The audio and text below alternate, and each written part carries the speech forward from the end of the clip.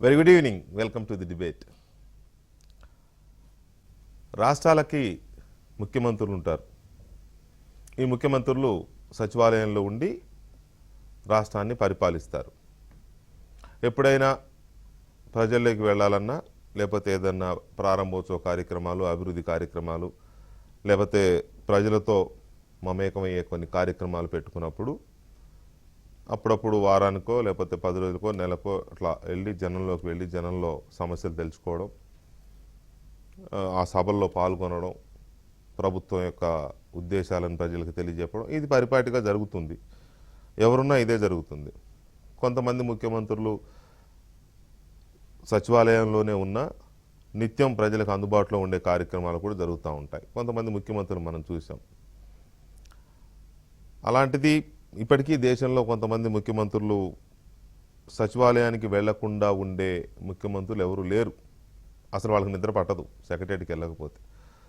ఆ కోవలో చెప్పాలి అని అంటే అగ్రగణ్యులు మనం చంద్రబాబు నాయుడు, శివరాజ్ సింగ్ చౌహాన్, ఒరిస్సా ముఖ్యమంత్రి నవీన్ పట్నాయక్, డాక్టర్ వైఎస్ రాజశేఖర్ రెడ్డి, ఇప్పుడు అరవింద్ కేజ్రీవాల్, ఇలా దేశంలో కొంతమంది ఉన్నారు.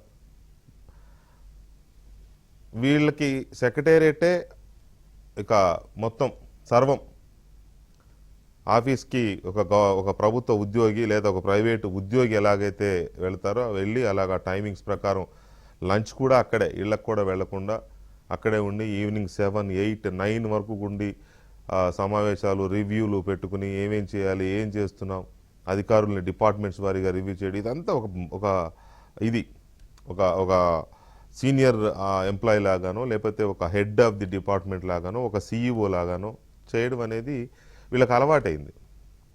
అందుకే వాళ్ళని అడ్మినిస్ట్రేటర్లు అని పిలుచుకున్నారు.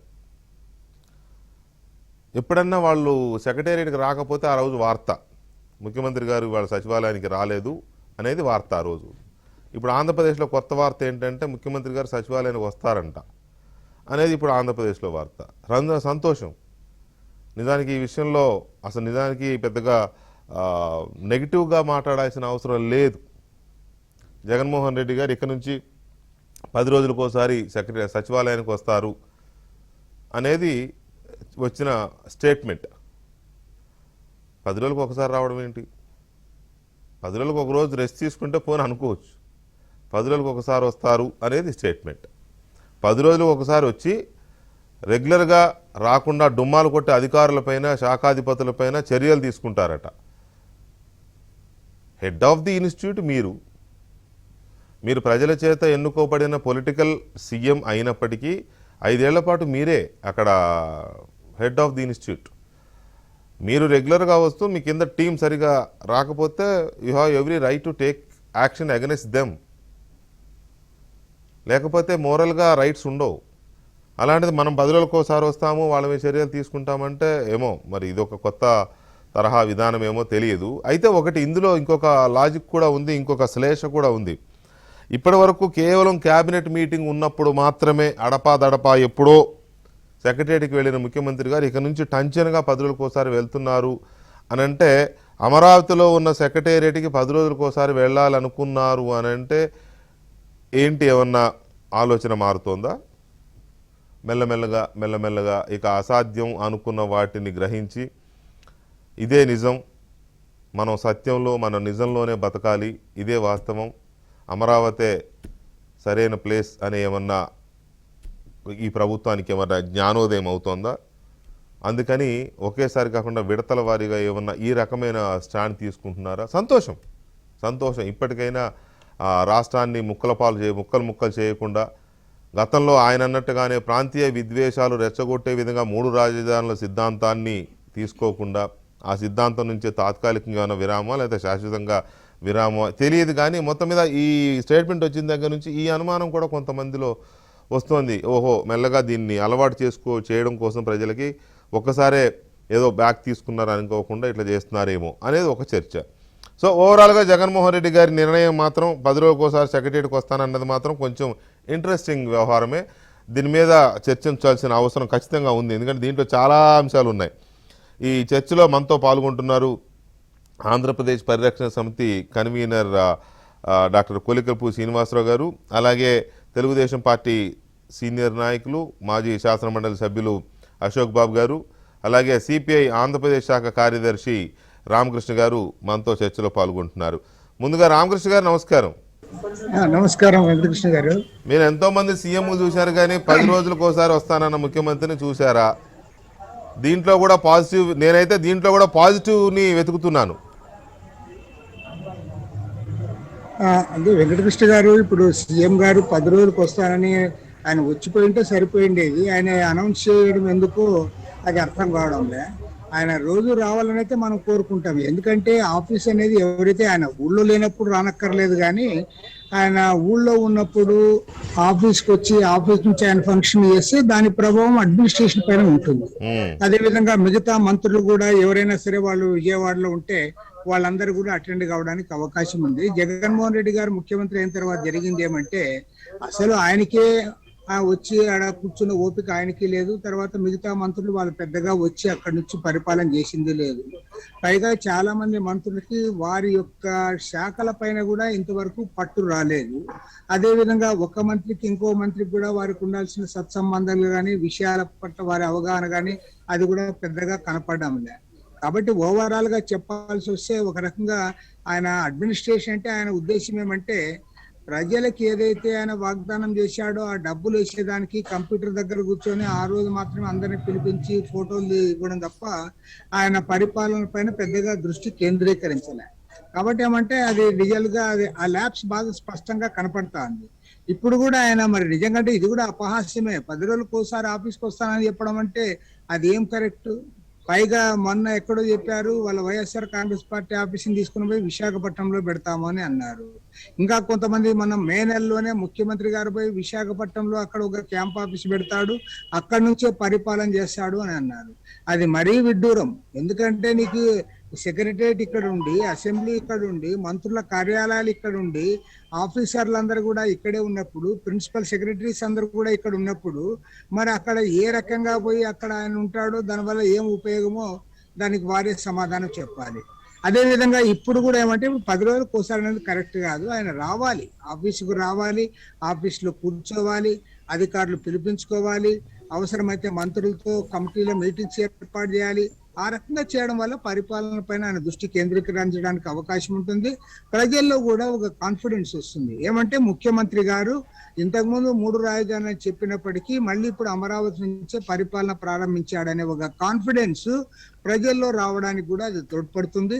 కాబట్టి నేనైతే బ్లేటెంట్ గా ఒక్కటే చెప్తా ఉన్నా వెంకటకృష్ణ గారు, అదేమిటంటే ముఖ్యమంత్రి గారు ఈ 3 రాజధానులు అనేది మారాలి. అది ఇంకా ఆ వర్డ్ పదే పదే చెప్పడం తగింది కాదు. ఆయన ముఖ్యంగా ఆయన స్థాయికే తగింది కాదు. ఇవాళ జరిగింది ఏదో జరిగిపోయింది, మీరు ఏదో అడ్డదిడ్డంగా చేయాలనుకున్నారు, అది వీలు కాలేదు. కనీసం ఇప్పుడైనా సరే ప్రజాభిప్రాయాన్ని మన్నించి, ప్రజాభిప్రాయాన్ని గౌరవించి, ఇందులో తప్పేమి కాదు. ఎప్పుడైనా సరే ఏ పొలిటికల్ పార్టీ అయినా, ఏ పొలిటికల్ లీడర్ అయినా సరే అల్టిమేట్ గా ప్రజల అభిప్రాయానికి అనుగుణంగా నడుచుకొని ముందుకు పోవాల్సిందే, అది తప్పైనా ఒప్పైనా. కాబట్టి ఇప్పుడు ఏమంటే ఇప్పటికైనా సరే ప్రజాభిప్రాయాన్ని గౌరవించి ఆయన అమరావతి రాజధానిగా ఉంటుందని ఒక స్పష్టమైన ప్రకటన చేయాలి. ఆ రకంగా ప్రకటన చేయడం అనేది ఏ రకంగా కూడా జగన్మోహన్ రెడ్డి గారికి ఉన్న గౌరవాన్ని తగ్గించదు. ప్రజలు కూడా అర్థం చేసుకుంటారు, వారి పార్టీ వాళ్ళు కూడా అర్థం చేసుకుంటారు, వాళ్ళ ఎమ్మెల్యేలు కూడా అర్థం చేసుకుంటారు. ఓకే, ఆయన ప్రయత్నం చేసినాడు, కానందువల్ల ఆయన ఇవాళ ప్రజాభిప్రాయాన్ని మన్నించాడు, ప్రజాభిష్టాన్ని గౌరవించి ఆయన ఒక మెట్టు తగ్గి ఆయన మళ్ళీ ఒరిజినల్ గా ఇది వచ్చాడని అనుకుంటారు. కాబట్టి ఏమంటే ముఖ్యమంత్రి గారు ఇన్ని డ్రామాలు వేయాల్సిన పనిలే. మీరు ఇప్పుడు అన్నారు, మీరు చెప్పేటప్పుడు కూడా చెప్పారు, అది ఎట్లా జరగదు కాబట్టి మళ్ళీ ఇక్కడే ఉంటే బాగుంటుందని ఏమన్నా ఆయన ఆలోచిస్తున్నాడా అనే అభిప్రాయం కూడా మీరు వ్యక్తం చేశారు. కాబట్టి ఏమంటే నువ్వు ఓపెన్ గా ఉండాలి. నువ్వు ఓపెన్ గా ఆ రోజు చెప్పావు, నువ్వు అంతకుముందు సీఎం కాకముందు ఇంటర్వ్యూలో కూడా చెప్పావు, నేను అక్కడ ఇల్లు కడతా ఉన్నా, ఇంట్లో చేరబోతా ఉన్నా ఫిబ్రవరి నెలలో, అయినా సరే నా మీద కొంతమంది ప్రచారం చేస్తా ఉన్నారు, తిమ్మిని బొమ్మిని చేస్తున్నారు అన్నావు. తర్వాత మీ ఎమ్మెల్యేలు అందరూ కూడా ఈ రోజు ఎమ్మెల్యేలుగా ఉన్న వాళ్ళు, మంత్రులుగా ఉన్న వాళ్ళు, ఈ పార్టీ నాయకులందరూ కూడా ఈయన గృహప్రవేశం చేసినప్పుడు కూడా చాలా వివరంగా అర్థమయ్యేటట్టు చెప్పారు. అంటే సాధారణ పౌరులు ఎవరైనా టీవీ చూసినా కూడా వాళ్ళకు కూడా అర్థమవుతుంది. మా జగన్మోహన్ రెడ్డి గారిని ఎవరంగా మేము ఇక్కడ ఇల్లు కట్టుకున్నారు, అసలు చంద్రబాబు ఇల్లు కట్టుకోలేదు, కాబట్టి ఇప్పుడైనా నమ్మండి అనేటట్టు వారు చెప్పారు. కాబట్టి ఏమిటి ఇప్పుడు ఇది మించిపోయింది ఏం లేదు, జరిగింది ఏదో జరిగిపోయింది. ఇప్పుడు ముఖ్యమంత్రి గారు ఓపెన్ గా అవుట్ రైట్ గా నేను అమరావతి నుంచే పరిపాలన చేస్తాను, అమరావతి రాజధానిగా కొనసాగుతుందని ఒక స్పష్టమైన ప్రకటన చేస్తే బాగుంటుంది. అది ఏ రకంగా కూడా ఆయన గౌరవాన్ని తగ్గించదు, ప్రజలు కూడా అర్థం చేసుకుంటారు, ప్రజలు కూడా జరిగిన తప్పులు మన్నిస్తారు. ఆ రకంగా ఒక స్పష్టత ఇవ్వాలని చెప్పి ఈ సందర్భంగా నేను కోరుతా ఉన్నాను. రైట్. అశోక్ బాబు గారు, ఇది ఇది ఒక రకమైన విచిత్రమైన స్టేట్మెంట్ ఇది. 10 రోజులకోసారి ముఖ్యమంత్రి గారు సెక్రటేరియట్కి వస్తారు అంటే ఇది ఎలా ఉందంటే అంటే దీన్ని ఎలా వర్ణించాలో కూడా అర్థం కావట్లేదు. కాకపోతే గుడ్డి కన్నా మెల్ల నయం అన్నట్టుగా అసలు రాకపోవడం కంటే 10 రోజులకోసారి వస్తారట, అమరావతిలో ఆ జనాన్ని చూసుకుంటూ అటు వెళ్తారట అనేది కొంత ఆహ్వానించదగ్గ పరిణామం. కానీ సుదీర్ఘకాలం ఒక ప్రభుత్వ ఉద్యోగ సంఘాల నాయకుడిగా పనిచేసిన మీకు ఈ స్టేట్మెంట్ ద్వారా ఏమర్థం అవుతుంది?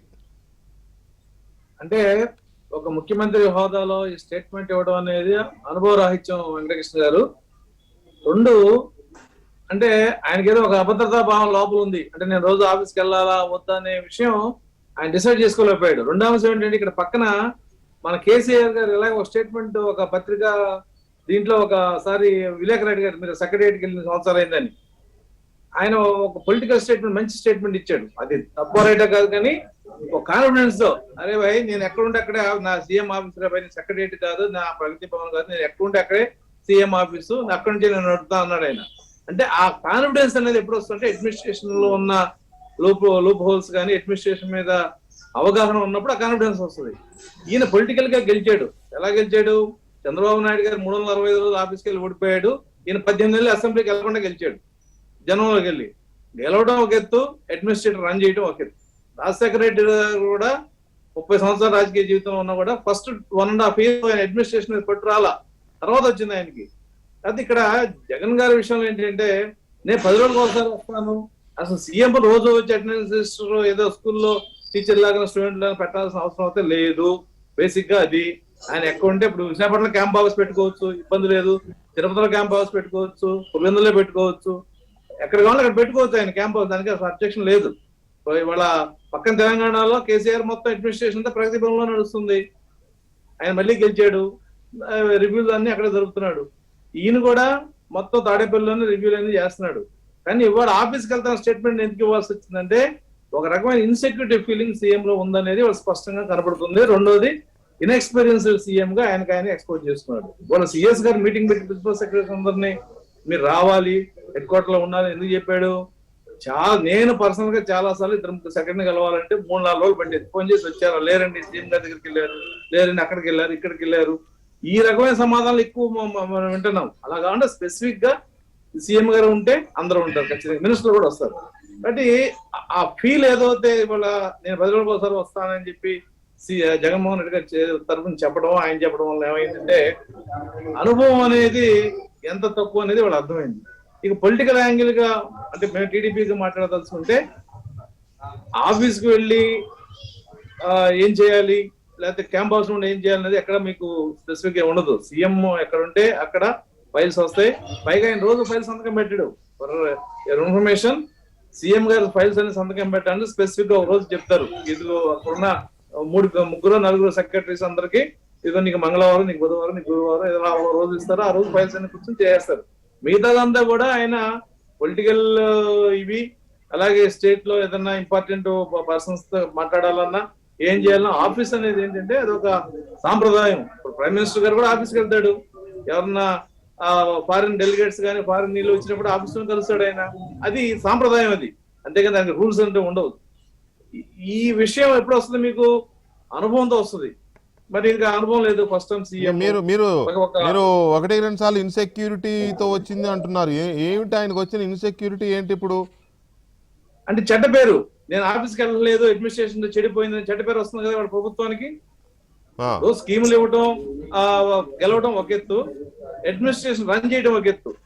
ఎందుకంటే పొలిటికల్ గా ఎంత సక్సెస్ అయినా కూడా అడ్మినిస్ట్రేషన్ గా ఫెయిల్ అవుతే ప్రజల్లో మీకు తెలియకుండా అండర్ కరెంట్ లాగా వ్యతిరేకత వస్తుంది.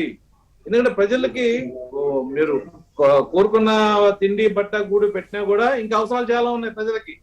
పేదవాడ అవసరాలు వేరు, మధ్యతరగతి వాడి అవసరాలు వేరు, అబవ్ మిడిల్ క్లాస్ వాడి అవసరాలు వేరు.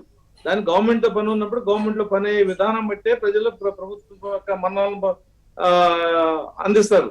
లేదంటే ఈ ప్రభుత్వం అంత లంచగొండి ప్రభుత్వం, లేకపోతే ఈ ప్రభుత్వం ఎవరు పని చేయట్లేదు, లేదా ఈ ముఖ్యమంత్రికి అడ్మినిస్ట్రేషన్ తెలియదు, మినిస్టర్స్ ఎవరు లేరు, ఇవన్నీ వాళ్ళు నడుస్తున్నాయి ప్రజల్లో. ఎందుకంటే ఏ మినిస్టర్ విధానపరమైన నిర్ణయాలు మినిస్టర్ అనౌన్స్ చేసే పరిస్థితి లేదు, అడ్వైజర్ చేయాలి. ఇది అడ్మినిస్ట్రేషనా? ఎక్కడ చూసాం ఏ రాష్ట్రంలో ఉన్నా? ఇప్పుడు మున్సిపల్ ట్యాక్స్ పెంచాం, మున్సిపల్ మినిస్టర్ గారు మాట్లాడాలి, లేదా ఎడ్యుకేషన్ మీద ఎడ్యుకేషన్ మినిస్టర్ మాట్లాడాలి, ఇరిగేషన్ మీద ఇరిగేషన్ మినిస్టర్ మాట్లాడాలి, ఇంకో దాని మీద ఆ కన్సర్న్ మినిస్టర్ మాట్లాడాలి. మరీ ఇంపార్టెంట్ ముఖ్యమంత్రి మాట్లాడతారు ఎక్కడ అవసరం అవుతాయి. కానీ అన్ని మనకి అడ్వైజర్స్ మాట్లాడుతున్నారు. అడ్వైజర్ స్టేటస్ ఏంటి రాష్ట్రంలో? వాళ్ళు మాట్లాడే మినిస్టర్ల యొక్క ఇంపార్టెన్స్ ఏముంటుంది? కాబట్టి ఈ రకమైన అడ్మినిస్ట్రేషన్ ప్రభుత్వం చెడ్డ పేరు తెచ్చిందనే ఒక ఇన్సెక్యూరిటీ ఫీలింగ్ కూడా ఖచ్చితంగా ముఖ్యమంత్రిలో ఉండి ఉంటుంది. లేదంటే నేను 10 రోజులకు ఒకసారి ఆఫీస్కి వస్తానని స్టేట్మెంట్ ఇవ్వాల్సిన అవసరం అయితే లేదు. పక్కన కేసీఆర్ గారు ఏం చెప్పారు ఈ రోజున? కాబట్టి ఇది ఇండికేషన్. రెండోది మీరు చెప్పిన యాంగిల్, మనం విశాఖపట్నం వెళ్ళాం, విశాఖపట్నంలో ఏం లేదు, 1600 కోట్ల భూమి తనఖా పెట్టాము స్టేట్ డెవలప్మెంట్ కార్పొరేషన్ కోసం. కాబట్టి ఆ భూముల్లో మీరు పర్మనెంట్ బిల్డింగ్స్ ఆ బ్యాంకర్స్ పర్మిషన్ లేకుండా కడతాక లేదు. కాబట్టి నీకు తప్పదు, అంటే forced decision to come back to the Amaravati. వాళ్ళు విశాఖపట్నం ఖచ్చితంగా వెళ్ళరు నేను చెప్తున్నాను వెంకటకృష్ణ గారు. ఎందుకంటే స్టేట్ డెవలప్మెంట్ కార్పొరేషన్ కి 25,000 కోట్ల అప్పులో వీళ్ళు క్యాపిటల్ కోసం 1600 కోట్ల భూమిని 28 ప్లేసుల్లో తనఖా పెట్టారు. తనఖా కూడా కాదు, ఆ భూమిని వాల్యూని క్యాపిటల్ కన్వర్ట్ చేశారు. It's not even pledge beyond that. కాబట్టి ఆ భూమిలో వీళ్ళు గవర్నమెంట్ బిల్డింగ్స్ కట్టాలంటే బ్యాంకర్స్ పర్మిషన్ కావాలి. కాబట్టి ఈ పరిస్థితిని అర్థం చేసుకుని ఒక రకమైన ఇన్సెక్యూరిటీ ఫీలింగ్, నేను వెనక్కి రావాలంటే ఈగో ప్రాబ్లం, ప్రెస్టేజ్ ఇష్యూ. కాబట్టి వీటన్నిటిని కన్ఫ్యూజ్ స్టేట్ లో ఆ స్టేట్మెంట్ జరిగింది అనేది నా అనుభవం. రైట్. శ్రీనివాసరావు గారు, మీకేమనిపిస్తుంది? జగన్మోహన్ రెడ్డి గారు ఇప్పటి వరకు అసలు వెళ్ళలేదు, ఆ క్యాబినెట్ మీటింగ్ ఉన్నప్పుడు మాత్రమే వెళ్ళారు, అసెంబ్లీ సెషన్ ఉన్నప్పుడు అసెంబ్లీకి వెళ్ళారు. ఇప్పుడు 10 రోజులకు ఒకసారి వెళ్తాను అనడము ఇంకా మెల్లమెల్లగా పరిపాలన మీద పూర్తి స్థాయి దృష్టి పెట్టడంలో భాగంగా తీసుకున్న డెసిషన్ అనిపిస్తుందా, లేకపోతే రామకృష్ణ గారును ఆయన చెప్పినట్టుగా కన్ఫ్యూజన్, ఒక ఇన్సెక్యూరిటీ వీటిల్లోంచి వచ్చిన పరిణామంగా కనబడుతుందా? ఎంబీఏ చదివే వాళ్ళకి ఒక సంస్థని ఎలా నడపాలి అని మేనేజ్మెంట్ థియరీస్ చెప్తారండి. సబ్జెక్ట్ పేరు మేనేజ్మెంట్ థియరీస్. సారాంశం ఏంటంటే ఒక సంస్థని ఎలా నడపాలి. అవే థియరీస్ని ప్రభుత్వంలో అప్లై చేసేటప్పుడు అడ్మినిస్ట్రేటివ్ థియరీస్ అంటారు. ప్రైవేట్ సంస్థలో అప్లై చేస్తేనేమో మేనేజ్మెంట్ థియరీస్, ప్రభుత్వంలో అప్లై చేస్తేనేమో అడ్మినిస్ట్రేటివ్ థియరీస్. ముళ్ళపూడి హరిశ్చంద్ర ప్రసాద్ గారు తణుకులో ఆంధ్ర షుగర్స్ పరిశ్రమ స్థాపించినప్పుడు కొన్ని దశాబ్దాల పాటు, ఒక 55-60 సంవత్సరాల పాటు ఆయన తణుకులో ఉన్న ప్రతిరోజు ఆయన దినచర్య ఏంటంటే 7 గంటలకి కార్మికులు ఫ్యాక్టరీ లోపల ఎంటర్ అవ్వాలి. ఆయన 6:50కి వెళ్ళి గేటు దగ్గర బయట నిలబడేవాడు. ఎందుకు చైర్మన్ 10 నిమిషాల ముందు వచ్చి గేటు బయట నిలబడేవాడు? ఈ ప్రపంచంలో మీరు చేసే పనిని ఎవరు సూపర్వైజ్ చేయటం లేదు అని మీకు తెలిస్తే, వచ్చేసింది నేను చేసే పని ఎవరు సూపర్వైజ్ చేయట్లేదు అని నాకు తెలిస్తే అసలు ఎందుకు ఏ ఆఫీస్లోనైనా మేనేజర్ని పెడతారు? అక్కడ ఉన్న వాళ్ళంతా చదువుకున్న వాళ్ళే కదా, అక్కడ ఉన్న వాళ్ళంతా బాధ్యత ఉన్న వాళ్ళే కదా. కానీ అసలు మేనేజర్ అనే పదం ఏంటి అంటే, సూపర్వైజర్ అనే పదం ఏంటి అంటే, ఏ సంస్థలోనైనా పని చేసే సిబ్బంది పనిని పరిశీలించడానికి, వాళ్ళు తప్పులు చేస్తే సరిదిద్దటానికి, సలహాలు ఇవ్వటానికి, అంతిమంగా సంస్థ యొక్క లక్ష్యాన్ని సాధించడానికి ఒక వర్క్ కల్చర్ ఉంటుంది. ఈ వర్క్ కల్చరు ఎన్టీఆర్ది ఒకటి, చంద్రబాబు నాయుడుది ఒకటి, రాజశేఖర రెడ్డిది ఒకటి, కేసీఆర్ది ఒకటి. ఒక్కొక్క ముఖ్యమంత్రి వాళ్ళ పర్సనల్ లైఫ్ స్టైల్ని బట్టి, ఇప్పుడు ఎన్టీఆర్ ముఖ్యమంత్రిగా ఉన్నప్పుడు ఆయన 2ంటికి లేసేవాడు, 3ంటికి సెక్రటరీస్తో మీటింగ్ పెట్టేవాళ్ళు. వాళ్ళు 8 to 9 తర్వాత ఇంటికి వచ్చి పడుకునేవాళ్ళంట. సో ఈ నేపథ్యంలో ఇప్పుడు జగన్మోహన్ రెడ్డి ఎందుకు సెక్రటేరియట్కి వస్తున్నాను అన్నాడంటే, సెక్రటేరియట్కి వస్తాను ఇక నుంచి, సరే 10 రోజులకు ఒకసారి అన్నా సరే వస్తాను అన్నాడు అంటే ఇప్పటి వరకు రాకుండా పనిచేసే విధానం తప్పు అని ఆయన పరోక్షంగా ఒప్పుకున్నట్టే కదా. గ్రహించినట్టే. ఒకటి, ఆయన అధికారంలోకి వచ్చి 2 సంవత్సరాలు పూర్తవుతున్న సందర్భంగా ఒక జాతీయ టీవీ ఛానల్ ఎన్డీటీవీ వాళ్ళకి సంబంధించిన ఒక టీము మొత్తం రాష్ట్రంలో 2 సర్వేలు చేసినప్పుడు 2 సర్వేల్లో ఒక్క మొక్కలు ఆయనకి చెప్పింది ఏంటంటే చంద్రబాబు నాయుడు అనుకున్నంత నెగిటివ్గా లేదు, మీరు అనుకున్నంత పాజిటివ్గా లేదు. ఇది ఆ 2 సర్వేల సారాంశం. ప్రతిపక్షం అనుకున్నంత నెగిటివ్గా లేదు, కానీ మీరు అనుకున్నంత పాజిటివ్గా లేదు. తర్వాత అసలు సెక్రటేరియట్లో 4 ఉంటారండి. సాధారణ ఉద్యోగులు, ప్రభుత్వ కార్యదర్శులు, మంత్రులు, ముఖ్యమంత్రి, ఈ 4. సాధారణ ఉద్యోగులు ఎన్నింటికి ఆఫీస్కి వెళ్తారో, ఎప్పుడు ఆఫీస్కి వెళ్తారో, వాళ్ళ బాస్ ఎన్నింటికి వస్తాడనే దాటి బట్టి ఉంటుంది. ఒక డిపార్ట్మెంట్లో ప్రభుత్వ కార్యదర్శి ఎప్పుడు ఆఫీస్కి వెళ్తాడో, మంత్రి ఎప్పుడు వస్తాడనే దాన్ని బట్టి ఉంటుంది. మంత్రి ఎప్పుడు ఆఫీస్కి వెళ్తాడు అనేది ముఖ్యమంత్రి లైవ్ ఆయన వర్క్ స్టైల్ని బట్టి ఉంటుంది. కాబట్టి అంటే సమ్ టైమ్స్ ముఖ్యమంత్రి లేకపోయినా మంత్రులు వెళ్తూ ఉంటారు వాళ్ళ రెగ్యులర్ డ్యూటీస్. ఇప్పుడు ప్రాక్టికల్గా జరిగేది ఏంటంటే మనం తెలియని వాళ్ళు బయట ఉండేమనుకుంటారంటే ప్రభుత్వ ఉద్యోగం అంటే 10 to 5 అనుకుంటారు. ఇప్పుడు చాలా సంవత్సరాల నుంచి ఈ ఉన్నతాధికారులు ఎవరు 10 గంటలకు ఆఫీస్కి వెళ్ళట్లేదు. 11కో 12కో 1 గంటకో 2కో 3కో సాయంత్రం ఆ పేషీలో ఉన్న ఎంప్లాయీస్కి ఫోన్ చేసి ఆయన వచ్చాడా అని అడుగుతారు ఈ ఆఫీసర్లు. ఆయన ఎవరు? మంత్రి వచ్చాడు, సీఎం కాదు, మంత్రి వచ్చాడు అని సిబ్బంది చెప్తే పేషీలో సిబ్బంది అప్పుడు బయలుదేరి వెళ్తారు, లేకపోతే వెళ్ళరు. ఇప్పుడు జగన్మోహన్ రెడ్డికి సంబంధించి ఇది రాజకీయంగా ఆలోచించి తీసుకున్న నిర్ణయమే తప్ప ఇప్పటికిప్పుడు పరిపాలనా వ్యవస్థను సంస్కరించాలని ఆయన ఏం నడుం కట్టలేదు. జగన్మోహన్ రెడ్డి గురించి ఉన్నతాధికారులు మొదట 6 నెలలు ఏమనుకున్నారంటే వాళ్ళంతా చాలా పాజిటివ్గా ఉన్నారు. CM very friendly CM, is going to be best CM అని అనుకున్నారు మొదట 6 నెలలు. తర్వాత 6 నెలల తర్వాత వాళ్ళకి ఏదో తేడా అనిపించి ఆ పాజిటివ్ ఒపీనియన్ నుంచి న్యూట్రల్కి వచ్చారు.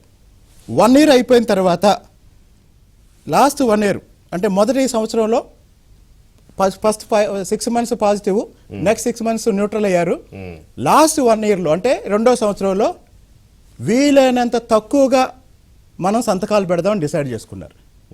ఈ మధ్య అప్పులకు సంబంధించి కొంతమంది ఐఏఎస్ అధికారులు సంతకాలు పెట్టలేదు. ఎందుకు పెట్టలేదంటే వాళ్ళకి ఒక 2 వారాల క్రితం ఇదే డిబేట్లో నేను చెప్పాను, జగన్కి సినిమా అర్థమైంది, అధికారులకి సినిమా అర్థమైంది. మరి ఇప్పుడు ఏమనుకుంటున్నారు, 2 సంవత్సరాలు దాటింది కదా, ఇప్పుడు ఏమనుకుంటున్నారంటే ఏ విషయంలో కూడా మరీ అనివార్యమైతే తప్ప సంతకాలు పెట్టకూడదు అని నిర్ణయానికి వచ్చారు. రెండోది, ఇది ఉన్నతాధికారులు. సాధారణ ఉద్యోగులు, ఇది చాలా చాలా ఇంపార్టెంట్ అండి. దీని గురించే జగన్ సచివాలయానికి వస్తున్నాడు. సాధారణ ఉద్యోగులకు సంబంధించి 4 పాయింట్స్ చెప్తా. మొదటి పాయింట్, జగన్ ముఖ్యమంత్రి కాగానే వీళ్ళు వైఎస్ఆర్సీపీ కార్యకర్తల్లాగా ఫీల్ అయ్యారు. మొదటిసారి జగన్మోహన్ రెడ్డి సచివాలయానికి వచ్చినప్పుడు జై జగన్ అని నినాదాలు ఇచ్చారు. జై జగన్ అని, ముఖ్యమంత్రిని కాదు.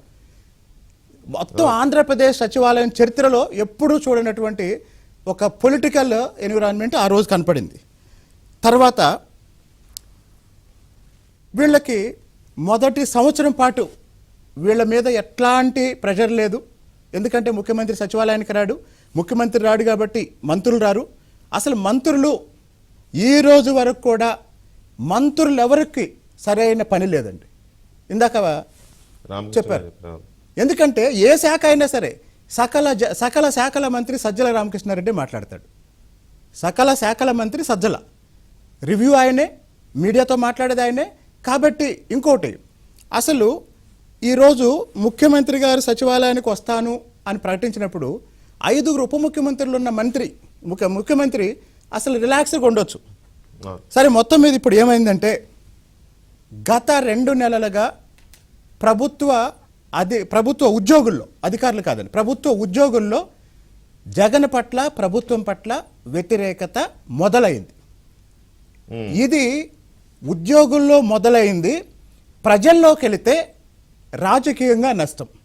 కాబట్టి ఉద్యోగుల్లో మొదలైన ఉద్యోగుల్లో మొదలైన అది ఇప్పుడు వ్యతిరేకత కాదు, అసంతృప్తి వ్యతిరేకతగా మారకూడదు. రైట్. మారితే ఈ ప్రభుత్వ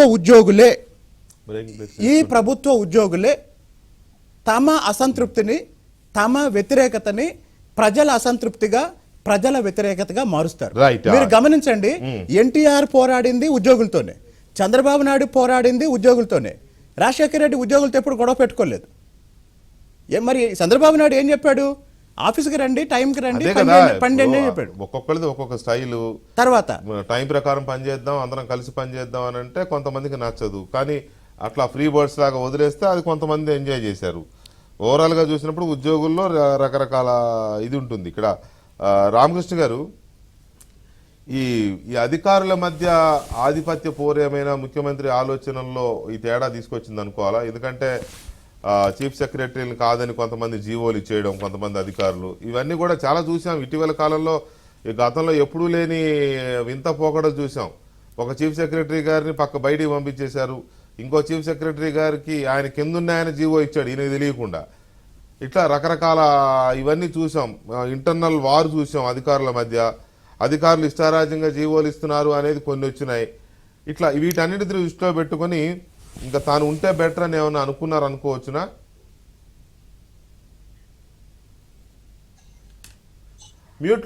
మ్యూట్లో ఉన్నారండి.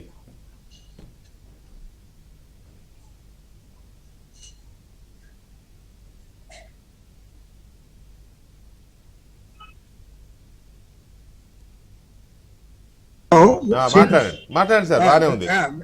వెంకటకృష్ణ గారు, ఇప్పుడు శ్రీనివాస్ గారు చెప్పినట్లు ఒక పాయింట్ చాలా వాస్తవము. అదేమంటే జగన్మోహన్ రెడ్డి గారి హనీమూన్ పీరియడ్ అయిపోయింది. ఆయన ఏమంటే ఇప్పుడు 2 years అయిపోయింది. 2 years ద్వారా గతంలో ఉద్యోగస్తులు ఎవరైతే జై జగన్ అంటూ చాలా విరగబడి చేశారో, ముఖ్యంగా ఉద్యోగ సంఘాల నాయకులందరూ కూడా వాళ్ళ కళ్ళు తెరిచే పరిస్థితి వచ్చింది. కారణమేమి? ఆ రోజు జగన్మోహన్ రెడ్డి చాలా స్పష్టంగా చెప్పాడు, మేము అధికారంలోకి వస్తే 1 month లో సిపిఎస్ రద్దు చేస్తాను అన్నాడు. మరి 1 month ఏమి, 2 సంవత్సరాలు గడిచిపోయింది కదా, దాని గురించి మాట్లాడు, పిఆర్సి గురించి మాట్లాడు. కాబట్టి ఏమంటే వాళ్ళ ఉద్యోగస్తుల్లో అసంతృప్తి ఒక్కొక్కటే బయటకు వస్తా ఉంది. పైగా నేను గ్యారంటీగా చెప్తాను, ఉద్యోగస్తుల్లో అమరావతి రాజధాని మార్చడము 80-85% అసలు ఏమాత్రం ఇష్టమే లేదు. ఓన్లీ ఉద్యోగ సంఘాల నాయకులు వాళ్ళ నోళ్లు మూయించి వాళ్ళు బలవంతం చేసి వీళ్ళు పోయి మెహర్బానీ పొందుతా అన్నారు తప్పితే వాళ్ళకి రాజధాని మార్చడం వాళ్ళకి అసలు ఇష్టమే లేదు. రెండోది, మీరు అన్నట్లుగా అధికారుల్లో కూడా ఏముంటుందండి, అసలు వాళ్ళ మంత్రులు ఎవరు పోరు అక్కడికి. ఆ మంత్రులు ఎవరో కూడా కొంతమందికి తెలియదు. పైగా 5 మంది ఉప ముఖ్యమంత్రులు పెట్టుకున్నాడు. 5 మంది ఉప ముఖ్యమంత్రులు ఎవరో వాళ్ళ శాఖలకు పరిమితం అయ్యారు తప్ప వాళ్ళు ఉప ముఖ్యమంత్రి వాళ్ళు ఎవరు ఫీల్ కావడంలే. ఇంకా ఓపెన్ గా చెప్పాలంటే ఒక 2-3 మంత్రులకు మాత్రమే కొద్దిగా స్వేచ్ఛగా ఏదో అభిప్రాయాలు చెప్పడం కానీ, లేదంటే పబ్లిక్ లో మేము కూడా మంత్రులు అన్నట్లుంది. కానీ అసలు మిగతా మంత్రులందరూ కూడా పక్కా డమ్మీలు. వాళ్ళకి ఏమీ లేదు. వాళ్ళు ఎందుకు మంత్రులుగా ఉన్నారంటే ఒక జగన్మోహన్ రెడ్డి పదవి ఇచ్చాడు కాబట్టి అక్కడ కూర్చున్నారు.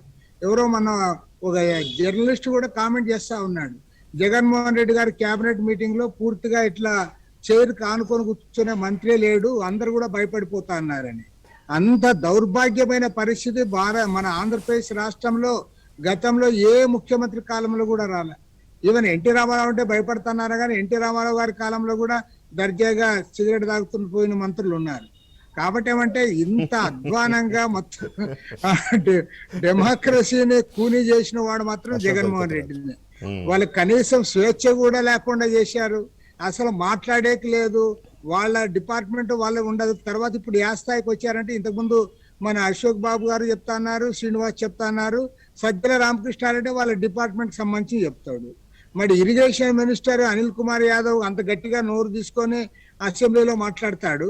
మరి ఇరిగేషన్ విషయాలు వచ్చినప్పుడు సజ్జల రామకృష్ణారెడ్డి ఎందుకు ప్రెస్ మీట్ పెడతా ఉన్నాడు, ఎందుకు అనిల్ కుమార్ యాదవ్ మాట్లాడడంలే? కాబట్టి ఏమంటే వాళ్ళని అందులో పైగా భయం పెట్టాడు జగన్మోహన్ రెడ్డి. పెద్ద భయం ఏం పెట్టా అంటే 2.5 years తర్వాత మీరుండారు, కొత్త వాళ్ళకి అవకాశం ఇస్తాను అంటాడు. నువ్వు 2.5 years తర్వాత నా పదవి పోతుందని ఇప్పుడు ఆల్రెడీ దగ్గరకు వచ్చింది ఆ టైం కూడా. కాబట్టి ఏముంటది, నన్ను అడిగితే ఒక రకంగా చెప్పాలంటే అడ్మినిస్ట్రేషన్ గాలికి వదిలేశాడు. మొత్తము పార్టీలంతా కూడా ముగ్గురికి అప్పచెప్పాడు. విజయసాయి రెడ్డి, వైవి సుబ్బారెడ్డి, సజ్జల రామకృష్ణారెడ్డి. పార్టీనా వాళ్ళ రాష్ట్రాన్నా? మొత్తం రాష్ట్రాన్ని, పార్టీని అన్ని కూడా అప్పచెప్పాడు. ఇప్పుడు అడ్మినిస్ట్రేషన్ కూడా వాళ్ళకే అప్పచెప్తాన్నాడు. కాబట్టి తీరా చూస్తే వాళ్ళలో ఎవరికి ఒక వెన్నెముక ఉన్న మనిషే దాంట్లో కనపడంలే. ఇప్పుడు నేను ఒకటే చెప్తాను వెంకటకృష్ణ గారు, ప్రజలందరూ చూస్తూ ఉంటారు, వాళ్ళకు కూడా అర్థం కావాలి.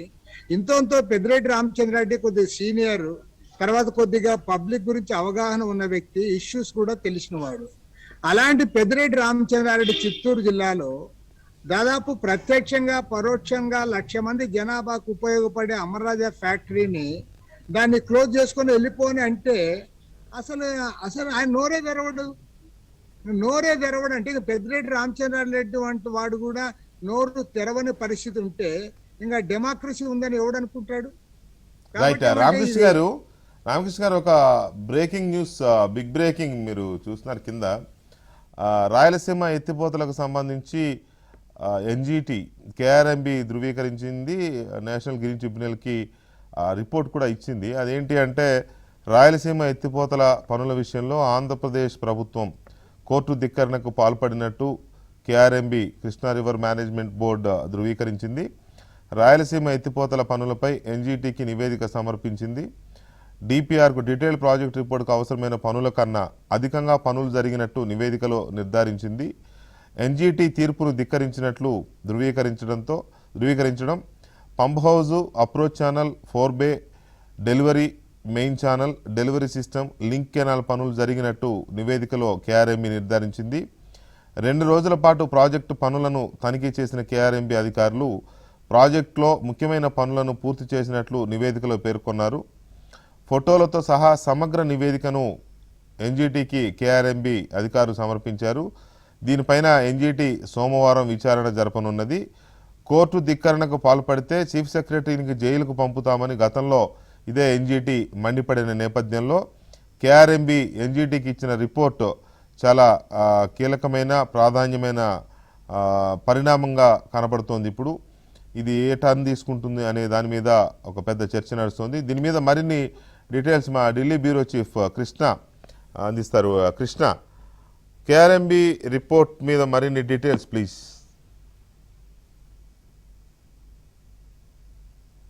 హలో.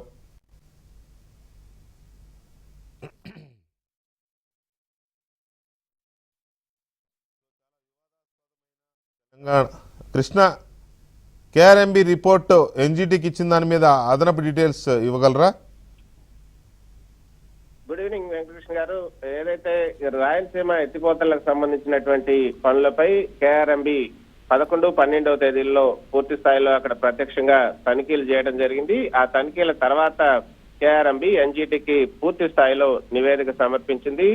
సుమారు 12 పేజీలు ఉన్నటువంటి ఈ నివేదికలో అక్కడ పూర్తి స్థాయిలో ఈ యొక్క ఎన్జిటి తీర్పు గతంలో ఏదైతే పర్యావరణ అనుమతులు లేకుండా అక్కడ పనులు చేపట్టొద్దు, ఒకవేళ పనులు చేపడితే ఖచ్చితంగా చీఫ్ సెక్రటరీని కూడా జైలుకు పంపాల్సి ఉంటుంది అంటూ ఎన్జిటి ఇచ్చినటువంటి తీర్పును ఉల్లంఘించినట్లుగా ఏపీ ప్రభుత్వం ఉల్లంఘించినట్లుగా కేఆర్ఎంబి ఇచ్చినటువంటి నివేదికలో స్పష్టమైంది. అయితే గతంలో ఎన్జిటికి ఏపీ ప్రభుత్వం చెప్పినటువంటి మాటలు ఏంటంటే కేవలం అక్కడ డిపిఆర్ కోసం, డీటెయిల్ ప్రాజెక్ట్ రిపోర్ట్ కోసం, సమగ్ర నివేదిక అవసరమైనటువంటి పనుల కోసమే అక్కడ పనులు జరుగుతున్నాయి తప్ప ప్రాజెక్టు పనులు ఏమాత్రం కూడా చేపట్టడం లేదు. సో ప్రాజెక్టు పనులు చేపట్టినట్లు ఏమైనా నిర్ధారిస్తే ఖచ్చితంగా మీరు తగిన చర్యలు తీసుకోవచ్చు అంటూ చీఫ్ సెక్రటరీనే ప్రత్యక్షంగా అక్కడ ఒక అఫిడవిట్ ను కూడా దాఖలు చేయడం జరిగింది. ఆ అఫిడవిట్ లో ఇచ్చినటువంటి అంశాలను అధిగమించి వాటిని ధిక్కరించి అక్కడ పూర్తి స్థాయిలో పనులు జరిగినట్లుగా ఈ రోజు కేఆర్ఎంబి ఇచ్చినటువంటి నివేదికలో, ఎన్జిటికి ఇచ్చినటువంటి నివేదికలో స్పష్టంగా పేర్కొన్నారు. రాయలసీమ ఎత్తిపోతల పనులపై పూర్తి స్థాయిలో ఎన్జిటి తీర్పును ధిక్కరించారు.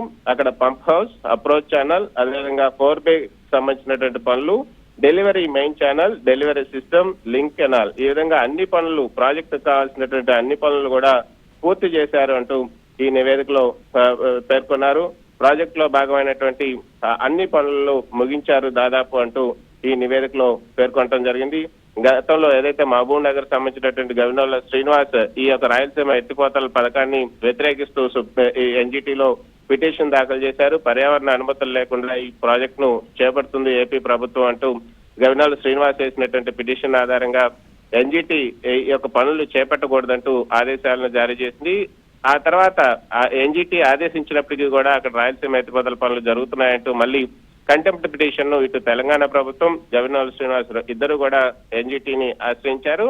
ఆ కంటెంప్ట్ పిటిషన్ పై కూడా ఎన్జిటి తీవ్ర ఆగ్రహాన్ని వ్యక్తం చేస్తూ ఏపీ గనక పనులు జరిపినట్లు నిర్ధారిస్తే ఖచ్చితంగా చర్యలు తీసుకుంటామంటూ ఎన్జిటి ఆదేశించడంతో పాటు కేఆర్ఎంబికి సంబంధించినటువంటి అధికారులను అక్కడ ప్రత్యక్షంగా తనిఖీలు చేసి నివేదిక ఇవ్వాలని కూడా కేఆర్ఎంబి అధికారులకు ఎన్జిటి ఆదేశించింది. అయితే కేఆర్ఎంబి అధికారులు అక్కడ ప్రత్యక్షంగా తనిఖీలు చేయడానికి ఏపీ ప్రభుత్వం అంగీకరించలేదు, సమ్మతించలేదు. కేఆర్ఎంబి బృందంలో తెలంగాణకు సంబంధించినటువంటి అధికారులు ఉండకూడదంటూ మళ్ళీ ఎన్జిటిని ఆశ్రయించడం జరిగింది. సో తెలంగాణ కేఆర్ఎంబిలో సిడబ్ల్యూసికి సంబంధించినటువంటి ఒక అధికారిని తొలగించి ఆ స్థానంలో వేరే వారిని కూడా నియమించి ఇటీవల ఈ యొక్క కేఆర్ఎంబి అధికారులు ఈ యొక్క ప్రాజెక్టు జరుగుతున్నటువంటి ప్రాంతాన్ని సందర్శించి పూర్తి స్థాయిలో 2 రోజుల కృష్ణ ఇక్కడ ఈ దీంట్లో కీలకమైన పాయింట్ ఏంటంటే, ఒకవేళ ధిక్కరణకు పాల్పడినట్టు కనుక ప్రూవ్ అయితే చీఫ్ సెక్రటరీని జైలుకు పంపుతామని ఎన్జిటి గతంలో హెచ్చరించింది కదా. సో దాంతో ఇప్పుడు ఈ రిపోర్ట్కి చాలా ప్రాధాన్యత ఉంది. సో ఎలాంటి కామెంట్స్ వస్తున్నాయి దీని మీద, ఎలాంటి ఎక్స్పెక్టేషన్స్ ఉన్నాయి? ఖచ్చితంగా వికే గారు మీరు చెప్పినట్లుగా గతంలో ఏదైతే ఎన్జిటి అక్కడ పనులు జరుగుతున్నాయని పదే పదే తెలంగాణ ప్రభుత్వం, అదేవిధంగా పిటిషనర్ గవినాల శ్రీనివాస్ ఫోటోలతో సహా అక్కడ ఎన్జిటికి వివరించినప్పటికీ కూడా ఏపీ ప్రభుత్వం పదే పదే వాదించింది. అసలు అక్కడ పనులేమీ జరగటం లేదు, అక్కడ డీటెయిల్ ప్రాజెక్ట్ రిపోర్ట్ కోసం కావాల్సినటువంటి పనులు మాత్రమే జరుగుతున్నాయంటూ చీఫ్ సెక్రటరీనే స్వయంగా అఫిడవిట్ ఇవ్వటం జరిగింది. సో చీఫ్ సెక్రటరీ, ఒక ప్రభుత్వానికి సంబంధించి ఒక చీఫ్ సెక్రటరీనే ఈ విధంగా కోర్టుకి అఫిడవిట్ సమర్పించారు కాబట్టి ఆ అఫిడవిట్ ను ధిక్కరించినట్లు కనుక తేలితే ఖచ్చితంగా చీఫ్ సెక్రటరీ పైన చర్యలు తీసుకోవాల్సి ఉంటుంది. అవసరమైతే చీఫ్ సెక్రటరీని కూడా జైలుకు పంపుతామని కూడా గతంలో ఎన్జిటి ఆగ్రహాన్ని వ్యక్తం చేసింది. సో ఇప్పుడు ఈ ఎన్జిటికి ఇచ్చినటువంటి కేఆర్ఎంబి నివేదికలో ఖచ్చితంగా ఈ యొక్క కోర్టు ధిక్కరణకు పాల్పడినట్లుగా, ఏపీ ప్రభుత్వం కోర్టు ధిక్కరణకు పాల్పడినట్లుగా స్పష్టం చేసిన నేపథ్యంలో మరి సోమవారం దీనిపైన విచారణ జరగబోతుంది.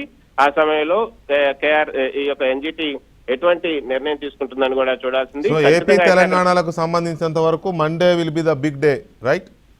ఖచ్చితంగా వికే గారు. Thank you Krishna. దీనికి సంబంధించి నిర్ణయం తీసుకునే అవకాశం. Thank you very much Krishna for the updates. అది కేఆర్ఎంబి ఇచ్చిన రిపోర్ట్ కొంచెం సీరియస్గానే ఉంది. కృష్ణ అక్కడ రాయలసీమ ఎత్తిపోతల పథకం దగ్గర ఎన్జిటి చెప్పిన తర్వాత కూడా ఎలాంటి పనులు చేయొద్దని చెప్పిన తర్వాత కూడా ప్రభుత్వం చేసింది. ఆల్మోస్ట్ పనులు కంప్లీట్ చేసింది అనేది ఇప్పుడు కేఆర్ఎంబి ఇచ్చిన రిపోర్ట్. తెలంగాణ ప్రభుత్వం దీన్ని మొదటి నుంచి వ్యతిరేకిస్తూనే ఉంది, ఇక్కడ జరుగుతున్నాయి పనులు అని. కాకపోతే ఇప్పుడు ఏం జరుగుతుందనేది చాలా ఆసక్తికరమైన అంశం. ఇలాంటి పరిస్థితి రాకుండా ఉండాల్సింది.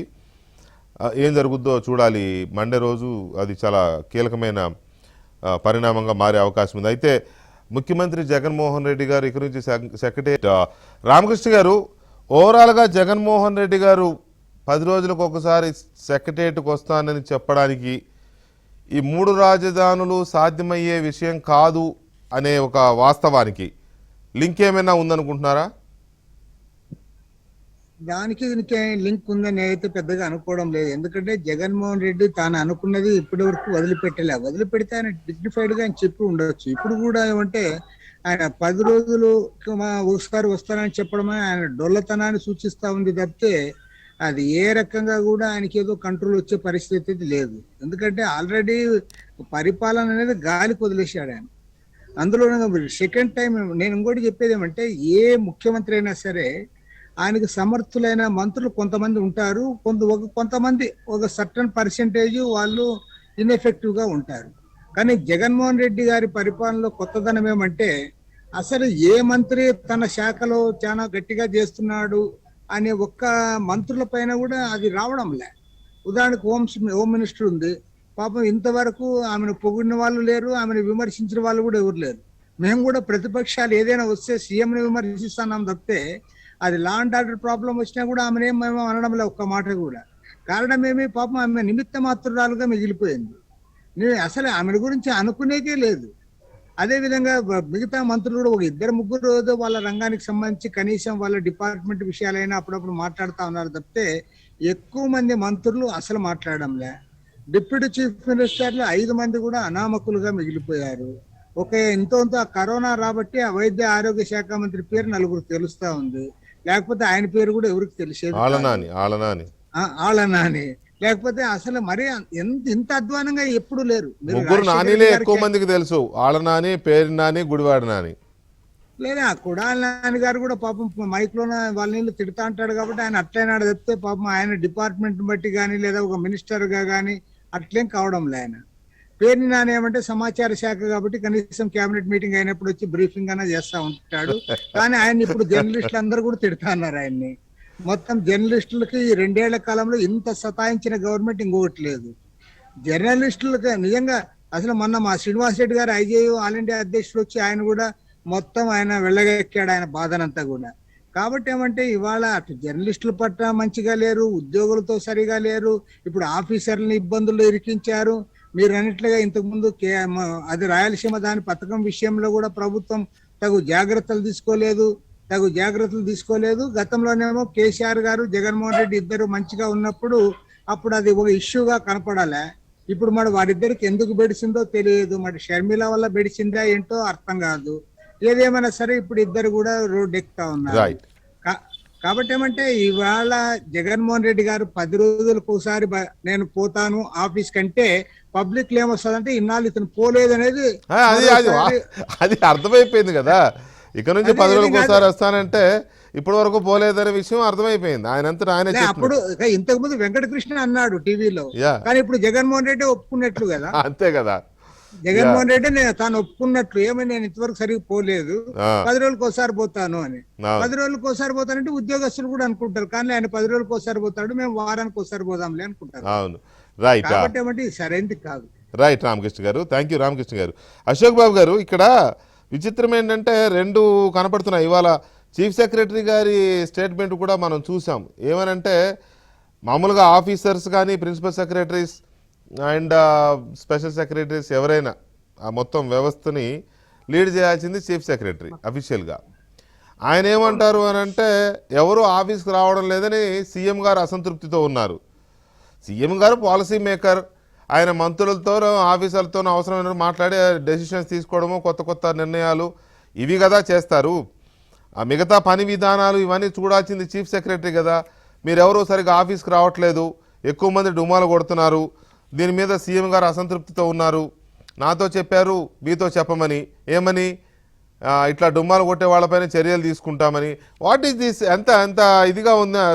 అంత మంచి సీనియర్ ఆఫీసర్ ఆదిత్యనాథ్ దాస్ గారు ఆయన ఇలా అనడము, కొంతమంది అధికారులు ఇష్టారాజ్యంగా జీవోలు ఇస్తున్న తీరు, కొంతమంది ఇరుక్కుంటున్న తీరు. ఇప్పుడు చూసారుగా చీఫ్ సెక్రటరీ ఇరుక్కున్నాడు ఆ ఎన్జిటి కేసులో, ఇప్పుడే బ్రేకింగ్ చూసాం మనం రాయలసీమ ఎత్తిపోతల దాంట్లో.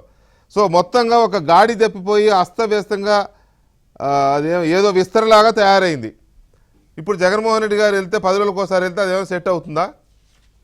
ఏమి కాదు వెంకటకృష్ణ గారు, 10 రోజులకు ఒకసారి కాదు కదా, రోజు వెళ్ళినా కూడా అడ్మినిస్ట్రేటివ్ గ్రిప్ అనేది లేకుండా సీఎం ఆఫీస్ లో కూర్చున్నా ఏం కాదు. రెండోది ఏంటంటే అది ఎందుకైందో నేను చెప్పలేను, కానీ చీఫ్ సెక్రటరీ పదవి అనేది చాలా నిర్వీర్యం అయిపోయింది వెంకటకృష్ణ గారు. అవును, ఎందుకంటే ముఖ్యమంత్రి గారు నేరుగా కలెక్టర్లతో మాట్లాడతాం, అధికారులతో మాట్లాడతాం అనేది ప్రారంభమైన తర్వాత చీఫ్ సెక్రటరీ, అలాగే రెవెన్యూకి సంబంధించి commissioner of land administration CCLA, ఇవి ప్రధానంగా ఉండే ఎప్పుడు అడ్మినిస్ట్రేషన్ ఇలా ముగ్గురు ఎప్పుడు ఎఫెక్టివ్ గా ఉండేవాళ్ళు, ఫైనాన్స్ సెక్రటరీ అందరూ కూడా.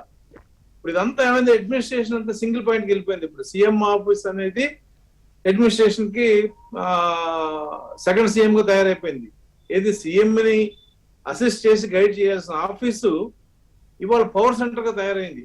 అంటే పవర్ గా ఉండటం వేరు, పవర్ ని ఎగ్జిక్యూట్ చేయడం వేరు. అవును, ఇవాళ అన్ని సీఎం ఆఫీసే చేస్తుంది. అంటే చీఫ్ సెక్రటరీ ఫైల్ సంతకం పెట్టకపోతే సీఎం పెడుతున్నాడు, కింద కన్సల్ట్ సెక్రటరీని సంతకం పెట్టి ఇచ్చేయండి అంటారు. జనరల్ గా ఒక జేడీకి సంబంధించిన చీఫ్ సెక్రటరీ సంతకం పెడతారు, మిగతా కూడా ఆ శాఖ పరమైన ప్రిన్సిపల్ సెక్రటరీ సంతకం పెడతారు. కానీ వాళ్ళ పరిస్థితి ఏంటి, చీఫ్ సెక్రటరీ సంతకం పెట్టకపోతే కింద డిపార్ట్మెంట్ సంబంధించిన ప్రిన్సిపల్ సెక్రటరీ సంతకం పెట్టి పంపిస్తున్నారు. ఆయన కూడా పెట్టకపోతే సేమ్ ఆఫీస్ లో ఉన్న పేషీలో ఉన్న జేడీ సెక్రటరీ ప్రోటోకాల్తో పెట్టిస్తున్నారు. అంటే ఈ వ్యవస్థ ఎంతకి దిగజారినది అక్కడే అర్థమవుతుంది. ఆ దిగజారిన పరిస్థితులు ఏమవుతుందంటే గతంలో ఐఏఎస్ లో సీనియర్ ఆఫీసర్స్ లో గ్రూపులు ఉండేయండి. ఇప్పుడు కాదు అసలు ఆ ఎన్టీఆర్ గవర్నమెంట్ ముందు కూడా అవి ఇప్పుడు భూమి గ్రూపులు పెట్టిన ఉండేవి. దగ్గర నుంచి ఉంటాయిలే, ఇప్పుడు కాదు, భూమి ఉంటాయి. పెట్టినప్పటి నుంచి ఉంటాయి. కానీ అవి ఎప్పుడు అడ్మినిస్ట్రేషన్ రిఫ్లెక్ట్ అయ్యే కదా, భయం ఉండేది. అవును. అరే ముఖ్యమంత్రి దగ్గరికి వెళ్తే నా పదవి పోతుంది, నన్ను మారుస్తారు. ఒకసారి మీకు గుర్తుందో లేదో, రాజశేఖర రెడ్డి గారు, లక్ష్మీపార్వతి భాస్కర్ గారు ఎడ్యుకేషన్ సెక్రటరీ, ఆవిడ హెల్త్ బాగోక నేను రాలేనని చెప్తే ఆయన ట్రాన్స్ఫర్ చేసి జీవో సంతకం పెట్టి ఆయన నిలిపాడు మీటింగ్ నుంచి. ఆ. రాజశేఖర రెడ్డి గారు మేము ఆ రోజు విట్నెస్, మేము సెక్రటరీలో ఉన్నాం.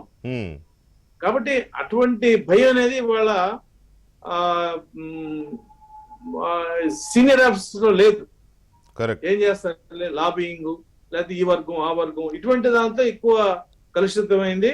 ఈ కలుషితమైన వాతావరణంలో చీఫ్ సెక్రటరీకి పూర్తి అధికారం ఉంటే తప్ప అడ్మినిస్ట్రేషన్ రన్ చేయలేడు. యాక్చువల్ గా executive head chief secretary, political head chief minister. ఆ ఎగ్జిక్యూటివ్ హెడ్ అధికారాలు ఎప్పుడైతే చీఫ్ మినిస్టర్ సీఎం ఆఫీస్ కి బదలాయింపు జరిగిందో, చీఫ్ సెక్రటరీ మాత్రం సిగ్నేటరీ సైడ్ ఇన్స్టులు పెట్టాలి. మనకు కొన్ని మేము గుమస్తాలు అందరూ సైడ్ ఇన్స్టులు పెడతారు, సూపరింటెండెంట్ వరకు పైన అధికారి పెడతాడు. ఆ అధికారి మిగిలిపోయాడు చీఫ్ సెక్రటరీ. లేదంటే అంతమంది ప్రిన్సిపల్ సెక్రటరీని పిలిచి ఇలా సీఎం గారు అసంతృప్తిగా ఉన్నారు, మీరు రాలేరని ఆయన చెప్పాల్సిన అవసరంలా, సీఎంతో చెప్పి ఒక ఇన్స్ట్రక్షన్స్ ఇచ్చి అందరూ ఖచ్చితంగా ఆఫీస్లో ఉండాల్సిందే అనేది ఆయన సర్క్యులర్ ఇవ్వచ్చు.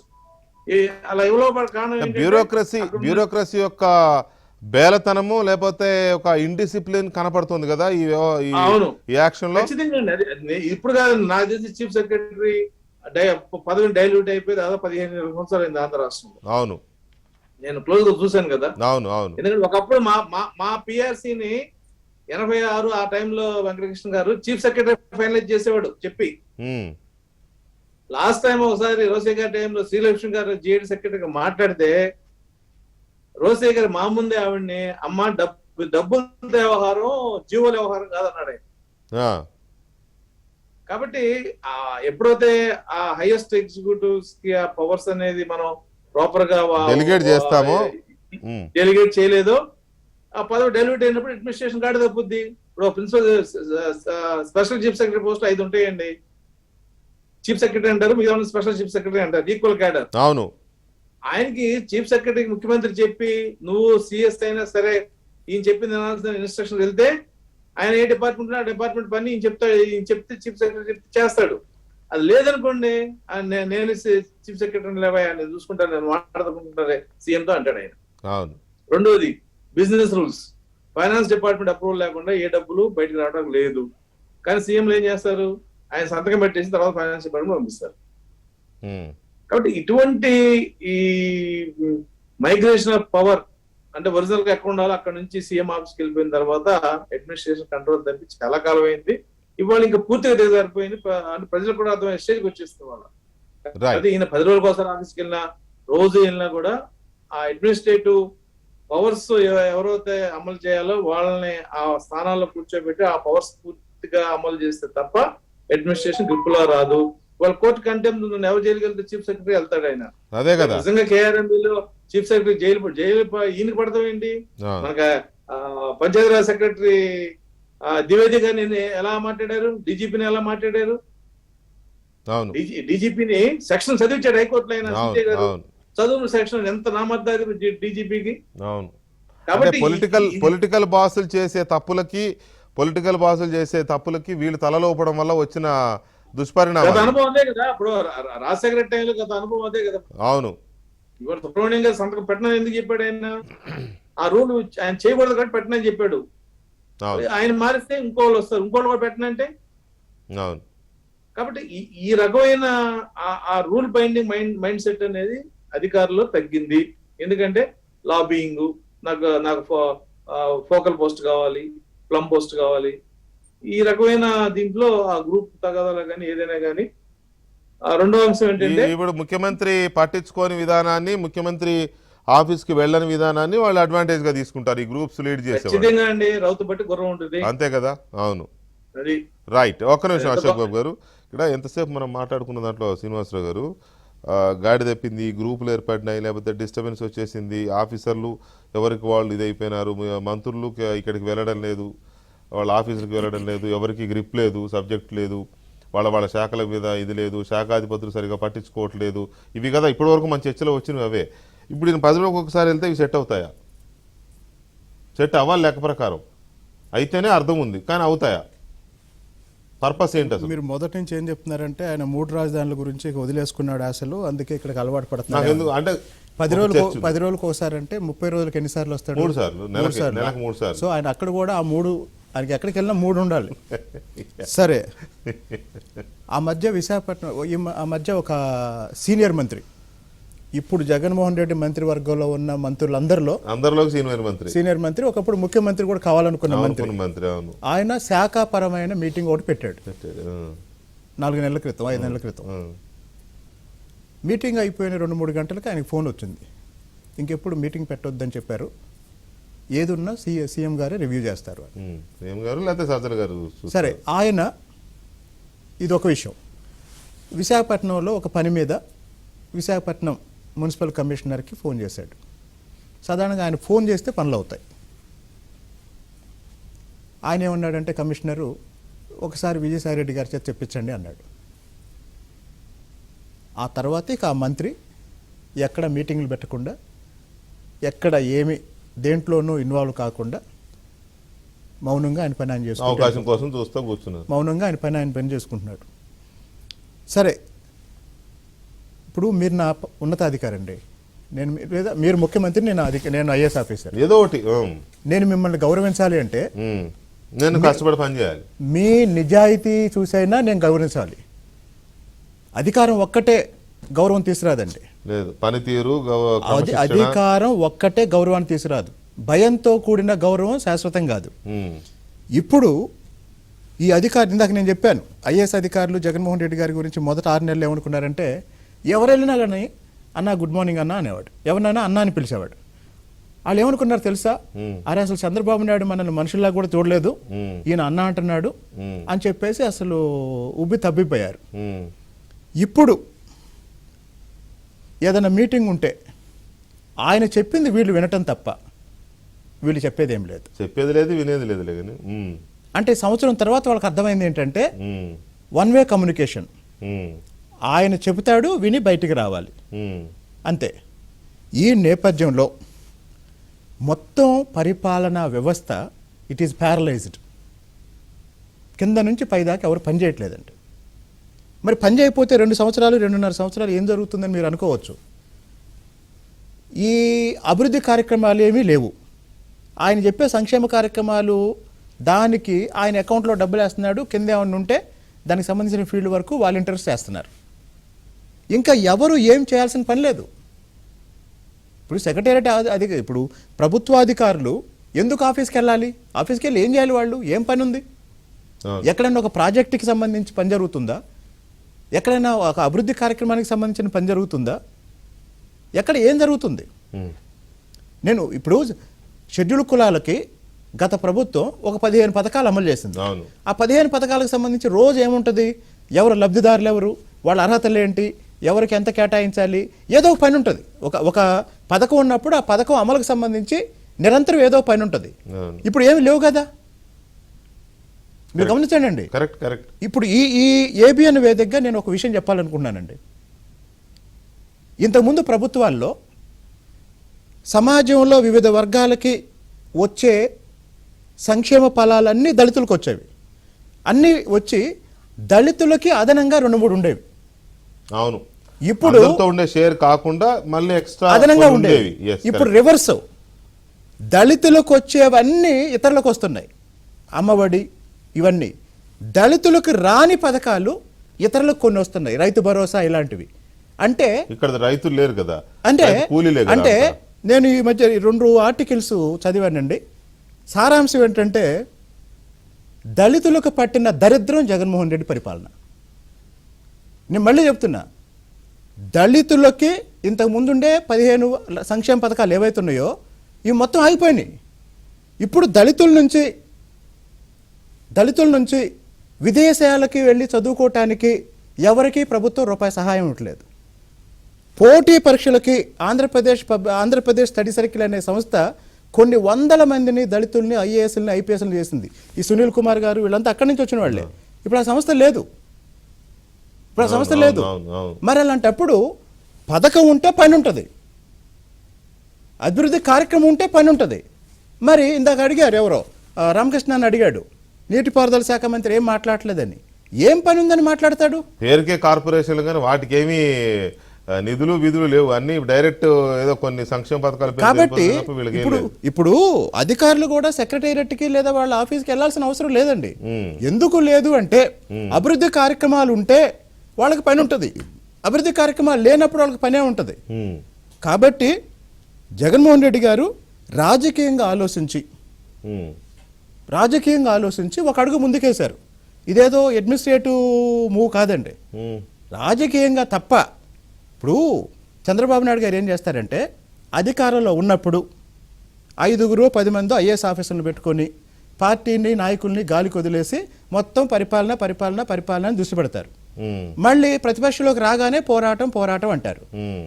కానీ జగన్మోహన్ రెడ్డి మాత్రం అధికారంలో ఉన్న ప్రతిపక్షంలో ఉన్న ఒకే మాట మీద ఉంటాడు, అది రాజకీయం. రైట్. అశోక్ బాబు గారు, ఫైనల్గా ఒక మాట. ఒకవైపు ఏమో ఈయన అమరావతి నుంచి పరిపాలన సరే 10 రోజులకు ఒకసారి 2 సార్లు ఇది పక్కన పెడితే సెక్రటరియట్కి వస్తారు, అక్కడ నుంచి అడ్మినిస్ట్రేషన్ చూస్తారు, ఆ రోజులో సగమో మొత్తం మీద. కానీ మరోవైపు రోడ్లు తవ్వుకెళ్ళిపోతున్నారు కదా, తెల్లారేసరికి రోడ్లు మాయమైపోతున్నాయి. ఇది మరి అది రాజధానిగా గుర్తించి కొన్నాళ్ల పాటో ఎన్నాళ్ల పాటో తెలియదు, కానీ ఆయన అక్కడి నుంచి విధులు నిర్వర్తించాలని నిర్ణయానికి వచ్చినప్పుడు మరి రోడ్లు కాపాడేదేవుడు, ఈ ప్రజా ఆస్తులను కాపాడేదేవరు, ఇది కూడా గమనంలోకి తీసుకోవాలిగా. దాదాపు 9,000 కోట్ల ఇన్వెస్ట్మెంట్ ఇక్కడ జరిగింది వెంకటేశ్వర గారు, అది మీకు తెలుసు. ఇప్పుడు ఉన్న మెటీరియల్ అంతా కూడా దాదాపు అక్కడ ఉన్న కంకర కానీ ఇవంతా కూడా ప్రైవేట్ కాంట్రాక్టర్స్. అలాగే రోడ్లకు ప్రభుత్వం అని. అమరావతిని మేము లెజిస్లేటివ్ క్యాపిటల్ అట్లా పెడతాం అన్నప్పుడు లెజిస్లేటివ్ క్యాపిటల్ ఉండాల్సిన హంగు ఆర్భాటం లేకపోయినా ఆస్తులు కాపాడడం బాధ్యత ప్రభుత్వానికి ఉంది. అవును కదా, అవును. ఇప్పుడు ఆ ఫెయిల్యూర్ గురించే కదా మనం ఇప్పుడు ఎంతసేపు మాట్లాడుకున్నాం, గంట నుంచి. అవును, అడ్మినిస్ట్రేటివ్ ఫెయిల్యూర్ గురించే మనం ఎంతసేపు మాట్లాడుకున్నాం. అవును.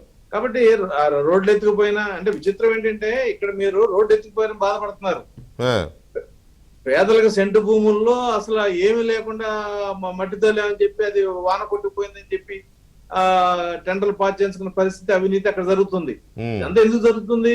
Because of administrative failure, సూపర్వైజేషన్ failure.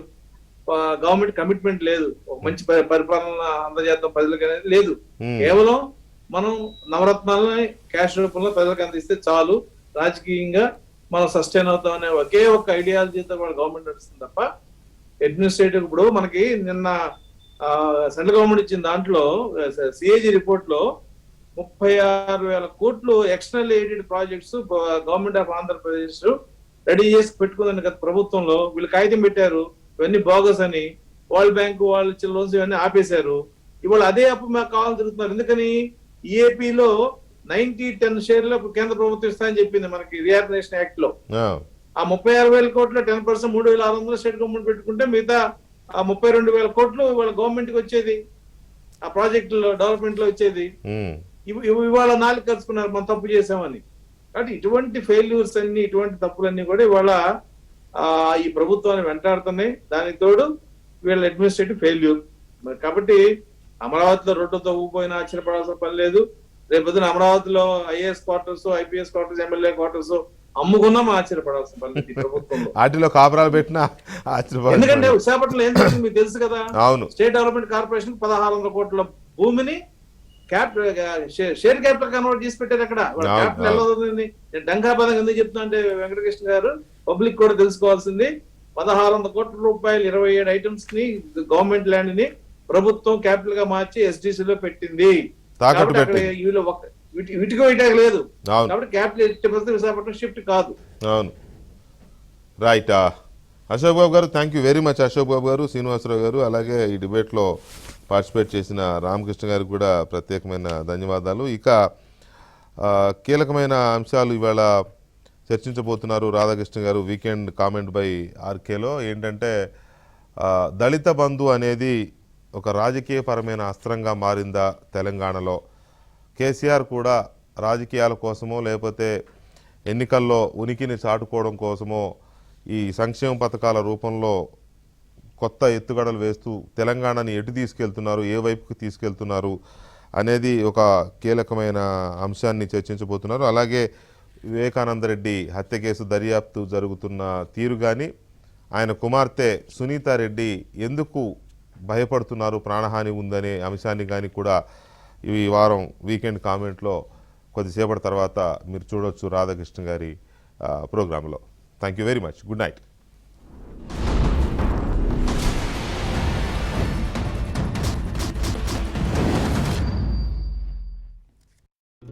నగల పథకంలో ఇదంతా ఎందుకు?